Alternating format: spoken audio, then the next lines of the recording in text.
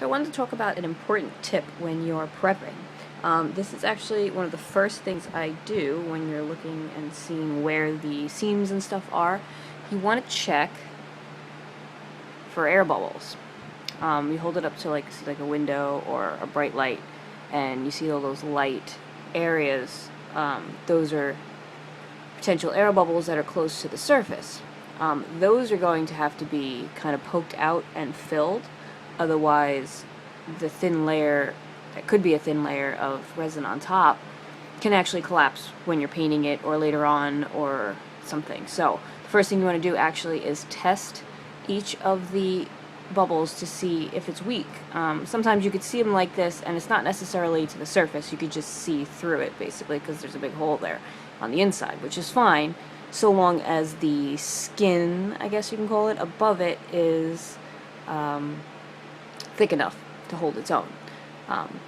So I will show you. Okay, I just did a whole video on the procedure and realized that it didn't even record. So, since I already did these things, I will just explain it now. So what you want to do is take a pointy tool or a toothpick or a pin and press it against those light areas to see if there's any sort of give to them. And if there is, your tool's going to push into it. And that's when you get the ones that you definitely want to fill. As you can see, I've made holes to the ones that I need to open up, and actually the hole is on this side for this one because it was closer. See, I'm going to have to fill those and you know, resculpt some of the detail and some of the wing there, but it's not too bad because the holes aren't that big. So that's what you want to do there. Yeah, it really sucks that I just did this whole video and showed the process and lost everything. But I mean, it's pretty self-explanatory. You basically push on it. If there's give and the tool goes in, that's a hole you want to fill.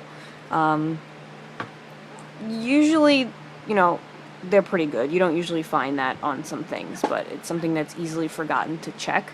Sometimes you'll find them in the ears or thin areas, like how these wings are thin, so there's quite a few in this. But there's rarely any in the body that needs some serious filling. You'll have one here and there, but it's usually not too bad.